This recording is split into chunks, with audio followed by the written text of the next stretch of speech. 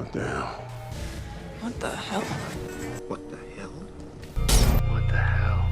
What the hell? What the hell? What the hell? What the hell?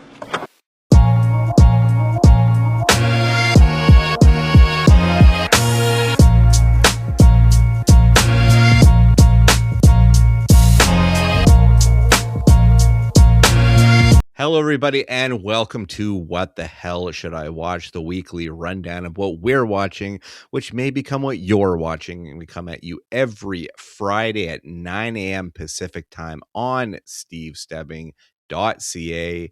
And this might be the last bigger week of releases for the next foreseeable future. Like the next 2 weeks are going to be a little lower. So let's go big with a huge money-making machine that is Illumination Entertainment, looking to just absolutely drain parents' pockets. We have a Japanese horror film based on a video game that came out in 2023, as well as Robert Pattinson and Zendaya in their first of 3 movies coming out in 2026. So let's get into it right now.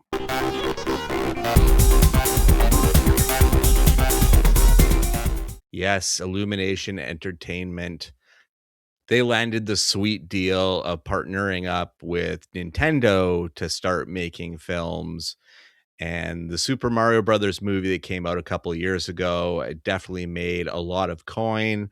And as far as a movie goes, it was okay. So now, 2 years later, we have the next piece, and we're jumping right to next-gen platforming games with this one. This is the Super Mario Galaxy movie. Mario ventures into space, exploring cosmic worlds and tackling galactic challenges far from the familiar Mushroom Kingdom. Featuring the voices of Chris Pratt, Anya Taylor-Joy, Charlie Day, Jack Black, Keegan-Michael Key, Benny Safdie, Donald Glover, and Brie Larson. Directed by Aaron Horvath and Michael Jelenic. So, I mean, the vagueness of that description kind of fits in how not really plot driven this movie is. It honestly feels like a loose script with a loose A to B to C plot. Just do stuff. Yeah, it honestly, it feels like a speed run through everything Mario, and with so many Nintendo references. The cool factor of this movie only lands on the shoulders of a cameo introduction for Star Fox, who is a cool Nintendo character in my eyes. Yeah. I've always enjoyed Star Fox. And they got Glen Powell to voice Star Fox. So that's kind of perfect. I wish he had more to do. He has probably my favorite line in the movie. But that's not saying a lot because there is even less jokes that land in this movie than the last movie. I really felt like this was aimed at largely a kid audience, obviously, but this just felt kind of like an autistic kid show, like info dumping characters at you. Right. Like it felt, I don't know, there was nothing behind it. And why am I bored? Like, I was honestly bored during this film. And that's not to take away from the animation, because everything looks perfect. Of course, like, as far as all the characters go, it's perfect. But even trying to interject an anti-hero turning to a good guy, friends with Mario and Luigi type character arc for Bowser, only to kind of cancel and ignore it, is, I don't know, there's just nothing in this movie that felt like there was stakes whatsoever. And and of course in the stinger we get Daisy is teased for the next movie, and it's like, how, like, so you can interject this character with like no depth whatsoever again. Like, I don't know. This movie felt like it was made to refresh an IP and make a lot of money. People that love Mario might love this movie. I just don't, as far as a movie goes, I just don't think there's enough here to warrant anything. It feels so loose and so just like we need something. That's honestly what it feels like the mode of the movie is. We need something to build and show off all the characters we're going to add to this movie now. Making any sort of a deal about Donald Glover playing Yoshi is ridiculous because he only says the same thing over and over again, and it's probably about 5 or Yoshi. 6 times in the film. And I don't know. It makes me sad because this movie is going to be a juggernaut just because parents are just going to take their kids to this movie. Right. And the IP of Mario wins out, but I think they did us lazy. Honestly, I think it also reflects badly on the first film. I think as far as making like finally getting an authentic Mario to the big screen, I think that they focus too hard on what makes money. Which honestly, and this is just a parallel swipe. I don't mean it, but casting Chris Pratt as Mario, it That's speaks been a more. problem since the first movie. Yeah, well, Like, and that's what I'm saying. I'm saying that they focus more on what makes money rather than what makes things authentically from the nucleus of it. Everything can look glossy and perfect on screen, but it's what's behind it is I think what they're losing on these films. Some of the other cast members that pop up in this one, Luis Guzman shows up in this one, and I like Luis Guzman, especially as a voice actor, and Issa Rae also very quickly pops up in this one. Let's get nerdy a little bit here because I don't really have much to say that's good about this film. Aaron Horvath, one of the 2 directors on this one. He previously did the last Super Mario Brothers movie, but he also did Teen Titans Go to the Movies, which is a okay. fun film. I Okay. really enjoyed that one quite a bit. And also did the animation sketch version of Mad. It was on Cartoon Network, I think. I think it was only one series and it was like 10 episodes, but it wasn't bad. I actually quite enjoyed it.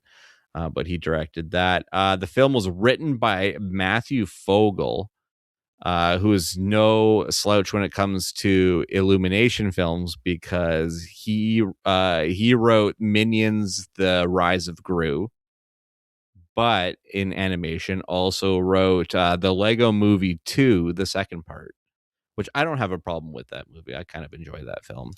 Okay, so but this is just getting more confusing because you like the writer has previous decent credentials and they had and they got 2 directors for this. Yeah, who had done the Super Mario Brothers movie previously. So it's the same team completely So like doing these films. what I don't know. Well, I mean, also Matthew Fogel also wrote Big Mama's Like Father Like Son, which is the 3rd Big Mama's House movie with Martin Lawrence. So he Okay. does have like a big old turd on his IMDb. So maybe that's the smell that we're taking in with this movie. Also wanted to say that the score for this one's done by Brian Tyler, who I've talked a bunch about on this show and probably will talk a bunch more about because he does the score for freaking like almost everything. The last time I talked about him was Now You See Me, Now You Don't, which was also not a very good movie at all. So keeping that one alive. And one of his next films is Fast Forever. No, I thought we were done. I thought it was over. No. Fast X ends on a cliffhanger. It's a downer cliffhanger. The bad guys win at the end of Fast X. Jason Momoa is winning. But I don't know. you're going to be there. There's people out there. You're going to be forced to watch this movie at some point. If there are kids in or around your house, it's just it's a thing that's going to come out, because in this, the money that's going to go to this movie should have gone to Hoppers. That's what I'm saying right now, because Hoppers is a really, really, really great film, and Pixar deserved all the love, and they didn't get enough of the love, I think, because Hoppers was kind of a middling hit, and I think Super Mario Galaxy movie is going to be big money, and continue to make that big money, because I don't see any other kids movie in its sights for at least a month or so. All right, let's move on to something that's controversial, probably, in some of its subject matter. It's something I completely avoided. I even avoided the trailer for this one before seeing it with my wife, but I'm really glad I did, because the shock kind of washes over you. I will not give spoilers in this one, also because I want Chloe to see it. This movie is called The Drama. A happily engaged couple is put to the test when an unexpected turn sends their wedding week off the rails. Starring Zendaya and Robert Pattinson. Written and directed by Christopher Borgli. And Christopher Borgli, his last film was Dream Scenario with Nicolas Cage, Okay. where Nicolas Cage just starts appearing in people's dreams. Okay. It's really great. It's a Nightmares. really, really, really great film. And The Drama, if I'm being honest, during the first act, my inner monologue was like, am I going to hate this movie? And I will tell you, coming out the other side of it, that no, I didn't. I did not hate this movie. I actually really, really liked it. And I think it's really smart and satirical, and especially because basically this movie is about Zendaya and Robert Pattinson's characters who are going to get married. And while they're at the caterer's restaurant, where they're trying to pick their caterer, they're sampling the food with a couple friend of theirs, and they go around the table, what's the worst thing you've ever done? And when it gets to Zendaya's, it basically starts to drive our Pats insane. Like the whole thing just starts to get in his head, and I don't want to reveal at all what it is, and I implore you to avoid trailers and everything like that. Avoid the talk about this movie, because I think the reveal is really, really interesting, and it puts the real life conversation of um young dumb decisions, and the scale of what is unforgivable for the rest of your life, what is passable, what is truly awful, and there's some, I mean, both Zendaya and Robert Pattinson are very, very good actors, and give really, really great performances, especially Zendaya, who's more subdued than she usually like challengers. She has like as Marina would, my co-host Marina would put it, big Tashi energy. Like there is just a charisma that exudes from her, but she's kind of muted in this film, and I think it really works for her. And I love Robert Pattinson, have for a very, very long time, and always enjoy seeing him in movies. But I feel like the conversation that comes out of this movie is so fascinating. And Borgli is just like a really interesting filmmaker. I also think that a lot of this movie is made on the editing, on the back of the editing of this film. I think it's so interestingly put together, and it's almost like just a completely awe-inspiring entity within the film. It might be so far my favorite edited film of the year. But it's something I couldn't help but notice and smirk at as I was watching it. And I really wish I'd seen this with a VIF audience, just for those big reactions and everything. Like this felt like one of those movies, like that would have been perfect for. But yeah, I really, really dug this one. Some of the other co-stars of this film, Alana Haim plays one of the woman in their couple friends, and she is the MVP of this movie for me. She is just there's certain stuff, especially when it comes to the actual wedding itself, that is just so hilarious, and I really adore her. She's really making that transition from musician to actor really, really well. As well as Mamadou Athie, who plays their friend. He's really, really great in this one. A quick bit from Anna Barishnikov, who's great, and Michael Abbott Jr. What a big hunkin' male dude that guy is. Really enjoy him. Seen him in a bunch of horror films. The Death of Dick Long, which is an insanely great film, done by one of the Daniels, one of the guys that did Everything Everywhere All at Once. One of his solo projects was this film, and I don't even know where you can watch it right now, but I saw it at VIF, and I couldn't you couldn't even predict anything that happens in that movie. It's so wild. It's so absolutely wild. And it all starts with a garage band that does covers of like Nickelback and Creed and stuff like that. It's really, really, really great. I brought up that Borgley did a Dream Scenario, but he also did another film that I've never seen, and I really want to check it out, called Sick of Myself. And apparently it's just an insane film.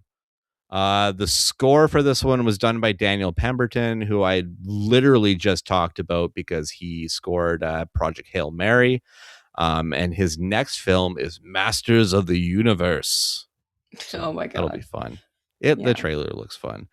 The film was shot by Arseni Khachaturian, who did a Luca Guadagnino film that I absolutely adore, with Taylor Russell and Timothy Chalamet, called Bones and All, where they have a cannibalistic compulsion. Oh, that movie is so fucking good. That might actually be my favorite Guadagnino film, and it's super underrated in my opinion. And as I said at the top of the film, a little trivia here: Zendaya and Robert Pattinson have 2 more films coming out this year, and they're both huge blockbusters, because the next time will be Christopher Nolan's The Odyssey, and then at the end of the year, Dune Part 3. So a money-making duo, those actors are. But I think this movie is incredible. I really want you to see it. I think it's just such a mind-blowing piece of work, and especially just how they handle the subject matter. There's such a dichotomy to how they do it once the secret is revealed. And there's such a nuance in the way that it's looked at that's funny on both sides of the conversation. So I'm really looking forward to what you think about it, and so we could talk about it way more freely. Right. So that'll be really great. All right, and the last one in theaters, and this one also features a really cool poster. Honestly, a film that I didn't really know too much about, but as soon as I saw that Neon had jumped on board, I was like, yeah, okay, I am in. But it's based on a pretty recent video game from 2023. This one's called Exit 8. A man becomes increasingly desperate when he realizes he is trapped in a subway station, needing to complete a mission to get out. Starring Kazunari Ninomiya, Yamato Kochi, Naru Asanuma, Kotone Hasane, and Nana Komatsu. Written and directed by Genki Kawamura. Did you play the game? I did not play the game, but I did watch others play it, and I'm also just very familiar in general with Anomaly games. Okay. So see, my I guess my only foray into Anomaly games ish would be Silent Hill 4: The Room, which is essentially you exit a room, go into like almost like a subway like area, and then you end up back in the room, and it's just like that kind of repetitive. I remember it frustrated the shit out of me. Um, but this film, I think, because of that element, has such a slow burn to it. Um, but it's a slow burn that misleads you because everything's kind of important towards the progression of this ending, because it will essentially go completely batshit. We've both seen it, so I'm going to say the scene in the dark is where the film really kicks off, and I will say I haven't seen anything quite like that. Those rats and that was fascinating, and I mean, you're still unsettled with the smiling man. Yeah. I loved getting backstory. Yes, that was adding context to the film as it progressed was so interesting towards the actual anomalies themselves. Yeah. And it really feels like a low budget film until it really, really is not. Because that third act that's so much budget there. There's so much going on there. And the emotion in this film actually worked for me. Usually I do speak out about some of the overwrought emotion, but I feel like it worked quite well for this one. And the metaphor is kind of sweet. There's kind of a sweetness to the metaphor, and I enjoyed that, and I enjoyed the child actor as well. I thought he was quite good in it. Yeah, this movie largely worked for me. Yeah. It was a little frustratingly slow for me at some points, where it's like, do something, go, like you know that that's an anomaly, like please just leave, like you don't have to stay here and watch the whole thing. But like I understand that that is part of it. Mm-hmm. And watching the film is pretty much the same feeling as watching somebody play the game. You're not in control, another person is, and you're kind of just watching this from an outside perspective. And like you could say that about most slasher films, I feel. Mm-hmm. By like you're an outsider, and like as being an outsider, you know that like, hey, you shouldn't do this, you shouldn't go upstairs, you should leave the house. But it's just, as somebody who has seen the game and other similar games, to see it in film form, I think that they translated that feeling extremely well. Yeah, I was definitely yeah, it intrigued me. And I think I'm a little more patient with a slow burn. But I mean, it causes you to search for the anomalies Yes. along with him. And I was doing that from the beginning. yeah, I really felt gripped by it in that fact alone. Um, there's really not many films quite like this one, and Yeah. I enjoyed it on that level for sure.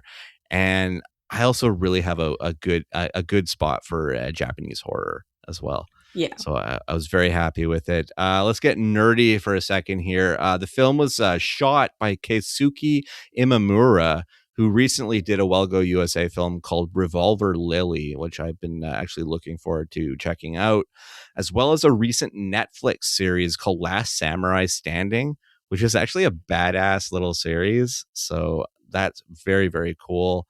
Like I said, it was based on a 2023 video game. It was developed by Kotaki Create, is the developer behind that one, and it received an 8-minute standing ovation during its premiere at Cannes in 2025.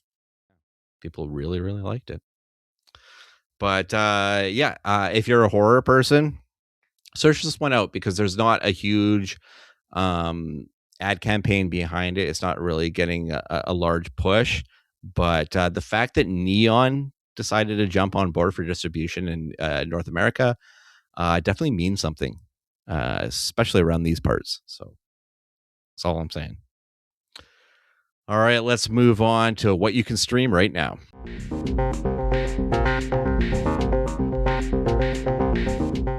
Yes, streaming, and I have a couple Disney Plus editions that they were so gracious to give me an early look at. And the first one is one of those legacy reboots that is continuing a story that the fans want, but is it going to be what the fans wanted to see is the question. This is Malcolm in the Middle. Life's Still Unfair. Malcolm and his daughter are drawn into the family's chaos when Hal and Lois demand his presence for their 40th wedding anniversary party. Starring Frankie Muniz, Jane Kaczmarek, Bryan Cranston, Christopher Masterson, Justin Burfield, Amy Collegato, Caleb Ellsworth Clark, Anthony Timpiano, Vaughn Murray, Keely Karsten, and Kiana Madeira. Created by Linwood Boomer, available on Disney+. So this isn't your King of the Hill reboot where they're, got a bunch of episodes and they have already been renewed for another season. This is only 4 episodes. It's a quick return to this crazy family and you're out. That said, I could only make it through 1 episode. I honestly did not feel compelled to continue. It felt like such a weak return and of a show that I felt more and more as I was watching the reboot that it had kind of just passed. Like we should have just kind of left it. I don't know if this will hit with the old generation that enjoyed this series or a new generation discovering it and discovering all the older episodes on Disney Plus right now. Or I'm happy for Frankie Muniz to get a payday. Bryan Cranston doesn't need to go back to do this though. No, he doesn't. And maybe there's obviously a nostalgia and a love for Hal, why he wanted to do it, but for me, it just didn't have anything to it that at all that I thought was interesting. So much so that I couldn't watch 3 more 22-minute episodes. Like I was ground to a nub by that first episode, and I really just have nothing for it. It's unfortunate. Maybe I didn't really like Malcolm Middle all that much in the first place. There are a lot of episodes that I really enjoyed, but I can't say to myself that I was a huge fan of the show. I enjoy what came off of it, which is Bryan Cranston. Yeah.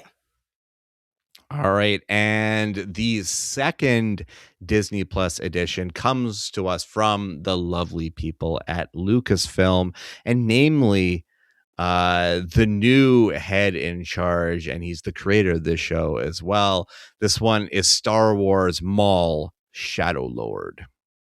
After the Clone Wars, Maul plots to rebuild his criminal syndicate on a planet untouched by the Empire.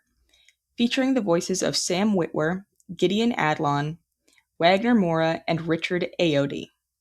Created by Dave Filoni, also available on Disney+. Yeah, it's Dave Filoni is the man with the reins now that Kathleen Kennedy is stepping down. And I've honestly been hoping and dreaming for this moment for a long time because Filoni truly gets it. When it comes to the Star Wars universe, I could see this whole thing improving a lot. Will they get the toxic fans back? No, fuck them. We don't need them though. And that said, I really, really love the Bad Batch, and I was really sad that they brought it to a close, even though that close was absolutely beautiful. But now in the same animation style, bringing us a Maul series where they're very much building him like an anti-hero in this one that is caught between the Republic and the Empire, in allegiances and everything, and more drawn into the Sith and the Force and everything. I find that really fascinating. And as one of the main characters in this one, we also have a cop played by Wagner Moura, aka the coolest motherfucker of 2025 with The Secret Agent. I really love Wagner Moura's voice a lot. So to hear him as a main in this one is really great. The action kicks some serious ass. And 8 episodes wasn't enough. I want more. I automatically want more. Bad Batch was like 16, so come on. Let's get a season 2 for this one, because damn, this show was really, really a lot of fun, and I enjoyed it a lot. All right, we're almost ready to get out of here. But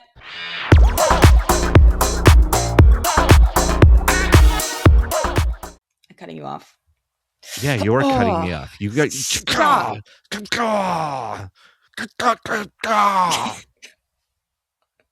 Stop. But hammer time. Okay. I will start with Running Man, because it's the biggest ticket item. And this is the new Running Man? Yes, the new Running Man with Glen Powell. Yes. I have seen both films, and people are going to crucify me for this one, but I do like the new one more. That's fair. It's closer to the book. I will tell you that. Is it? Okay. Yeah. And it's more of a faux pas to say that you enjoyed the new Total Recall more than the Arnie Total Recall. I think you can slide with this one because it's Edgar Wright, and I'll allow it. Okay. I like seeing more of the society that they live in. And I like the bigger playing field that we have, with like it being the whole world essentially, or the whole country or region, whatever. He could have gone anywhere he wanted to, realistically. And I mean, I don't know, I'm kind of falling for Glen Powell now. Yeah. It's kind of at the point now where it's like, Glen Powell, okay, I'm in. Even Julius was like, that is an Adonis of a man. It's true. He's got all the right angles. Yeah. And he's just charismatic as hell. Yeah, he is. Yeah. And he plays he's going against type by playing like an angry asshole in this movie. Yeah. And he still does it well. Like, he does it so well. For me, at least. And then Josh Brolin. I mean, you have to love him every time you see him. Mm-hmm. Even when he's like a sadistic, power and money hungry ultra capitalist. Yep. Yeah, like this movie was just buckets of fun. Like, just constant action. Also, like, emotional things, but in that like cheesy action way, like, oh, I gotta do this for my family. Which I usually don't like, but because it was so played up and so almost campy in this, it worked for me. Yeah. So yeah, I just really, really enjoyed the new Running Man. Okay, switching tone here to a lesser known about film. But a hell of a cast. Yeah. Hold on, let me I haven't seen this one, so the cast first. I mean, you got George McKay and Anya Taylor-Joy, Charlie Heaton, and Mia Goth is your top line. Yes. And we're talking about the movie Marrowbone. Yes. I had a feeling about what this movie was about when I turned it on. I knew that it was going to be about grief, and I knew that it was going to be about trauma. But I did not expect the absolute insane way that they went with it. Because what you're meant to believe is that there's something or someone living in the house with these kids whose mom died about 8 months to a year after they fled from their abusive father in England. They lived in England, and then they hopped across the pond to the New World in order to escape. and it's pretty harrowing. Everybody does a really, really great job conveying their specific emotion, really, because each character kind of represents um, a different way of processing grief and trauma. Mm-hmm. And there's so many just emotional parts to this film, and I don't want to give too much away because I do want people to watch and experience this film. Yeah, I definitely want to check it out because it's from the writer of The Orphanage. Yeah. Sergio Sanchez wrote this one and directed this one, but he wrote The Orphanage, which is a hell of a film from 2007. I was working in video stores at that time, and I pushed that movie on fucking everybody. I loved The Orphanage. I thought it was such a phenomenal film that honestly goes beyond being a horror film. And is just like a very compelling Spanish drama. So yeah, Marrowbone's been on my list. Honestly, it's one that keeps fleeting because I have thought before I should watch that, and it's been out since 2017. So Yeah. I just haven't gotten it. It's almost 10 years old by this point. Yeah. And each of the actors have had such a career since. So very interesting. Yeah. It's definitely, I think, a big part of the reason why they kind of exploded the way they did, because they all very much went into like emotional acting. Like, so because George McKay did 1917 after that one, I think. Yes. All right, and then my last one, Marie Antoinette from 2004. Yeah, directed by Sofia Coppola, written and directed by Sofia Coppola. I don't know what was going on with this movie. I'll start with one, like something that I really, really liked about this film, and that is costuming and set dressing. The production design, the art direction. Yeah. Beautiful, gorgeous, like absolutely amazing. Like decadent too. Yeah. Like, yeah. Kind of. Yeah. Yeah. It really conveys that like poshness and that like the overindulgence too. Overindulgence, exactly what I was going to say. Yeah. And that's where it stops. That's where it's like, and the car screeches to a halt and runs into a brick wall. I don't understand the music choices at all. I mean, I do, but I hate it. I don't know what the goal was with this. A lot of what I was seeing people who really enjoy this film saying is that, oh, it's supposed to portray Marie Antoinette as a teenage girl and how a teenage girl would react when exposed to this much decadence and this much money and this much power. But the thing is, at the time, she wasn't special for that. There were many, many other princesses and queens who were put into this position at this age and didn't try to absolutely ruin their country. Didn't try to literally get their home country of Austria to go to war with their current country in order for them to keep their status, because they knew that a rebellion was brewing. And that's just real history. Okay.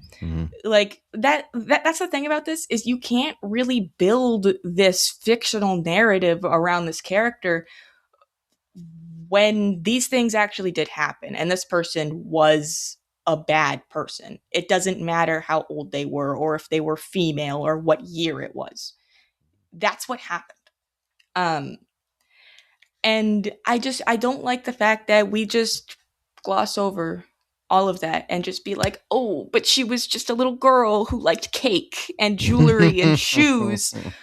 Okay, you can do that, but also maybe don't literally steal from your country's treasury and tell all the poor people, oh, you're starving to death? Well, just eat cake. Like, I don't know. I don't agree with the portrayal. Maybe maybe that's just because I'm a super hard on for like historical accuracy, or at least trying, and at least be acknowledging that like, hey, this person wasn't a great person. Mhm. With that said, I really like Kirsten Dunst, and I think that she did a good job in this. They did make her quite likable, which on one hand makes me not like the movie, but it does make me like Kirsten more. So it's kind of like a double-edged sword there. And Jason Schwartzman is also really great in this. Yeah, And I didn't like this movie when I first saw it too. thank you. When you first saw it, that means that your opinion has changed. No, I haven't watched it since. Oh, okay. Yeah, Okay. I saw it. I saw it when it came out on DVD, and I wasn't not a fan. It is so 2006 Yeah. in its aura, though. Honestly, Sophia is kind of hit and miss with me. I enjoy Lost in Translation a lot, and Somewhere is an incredible piece of father-daughter cinema. Like, it's just so well put together. And that's almost the line. That's almost the line right there. Because Priscilla, I did not like at all, and it was a largely the lens of the film. They're trying to make a love story out of grooming, and it really bugged me. What? Okay. Well, it's Priscilla and Elvis.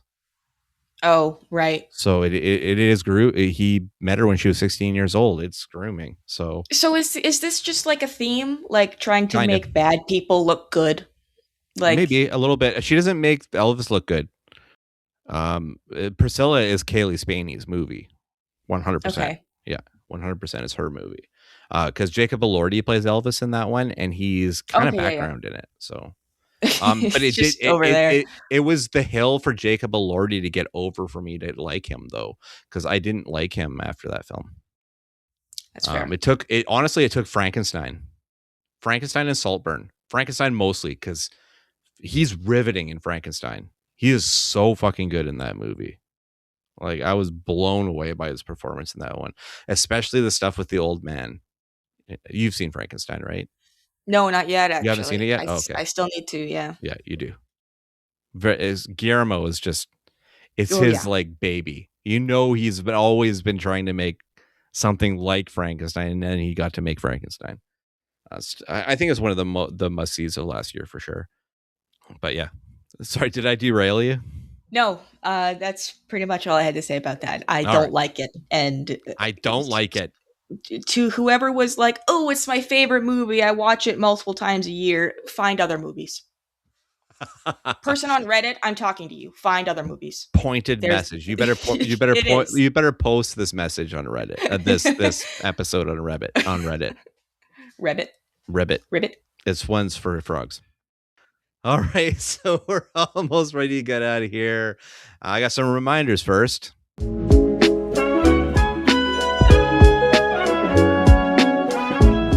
That's right. This week's reminders on 4K and on Blu-ray, and exclusively through the A24 store, which is just a treasure trove of not just physical disc movies, but also like sweaters and hats and toys and knickknacks and everything around A24 films.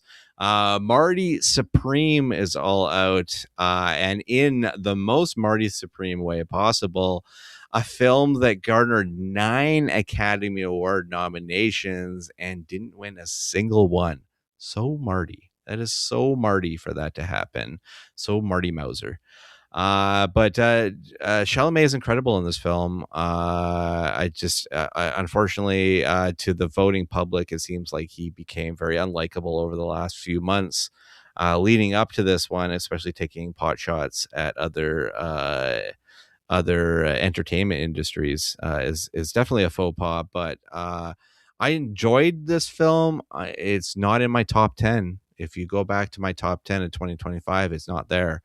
Because I don't think it was up in that caliber, personally. But I reviewed it fully on the January 2nd episode, so you can check that out there. also on Blu-ray and on a sweet steelbook. The SpongeBob movie, Search for SquarePants, is out, so you can fill out your collection there.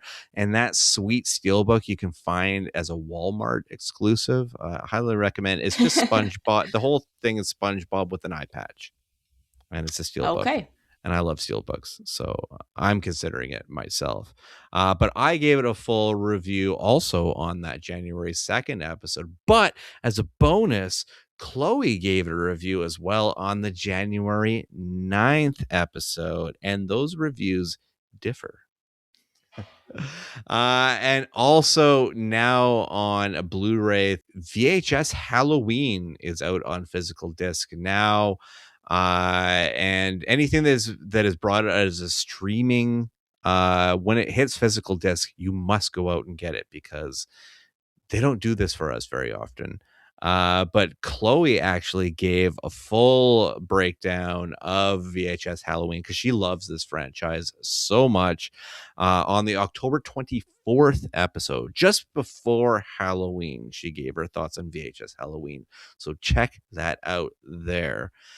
We're right just almost at the doorway right now, but what are we going to talk about next week?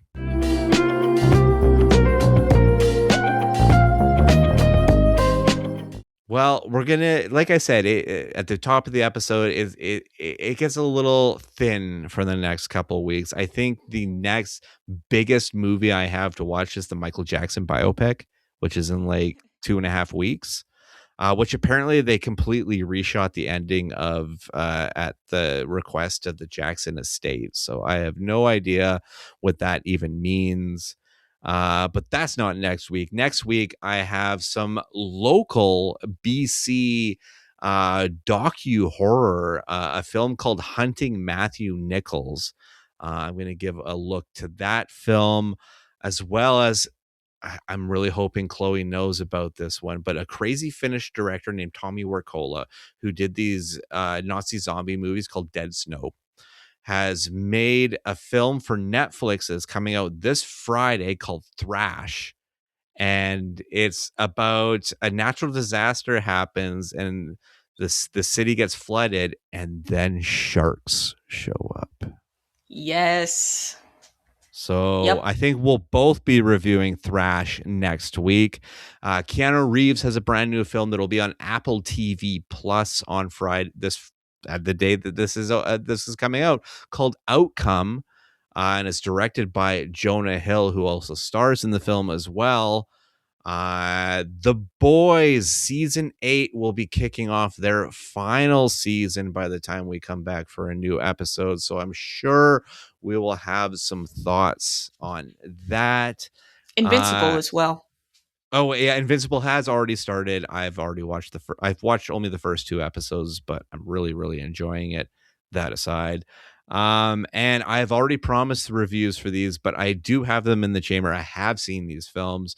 Alpha, the new film from Julia Ducournau, Fantasy Life, written and directed and starring Matthew Shearer, For Worse, which is from comedic actress, writer, and director Amy Landecker, and produced by Bradley Whitford, which is kind of crazy, as well as the streaming movies Mike and Nick and Alice with James Marsden and Vince Vaughn, and Pretty Lethal, ballerinas versus Russian mobsters.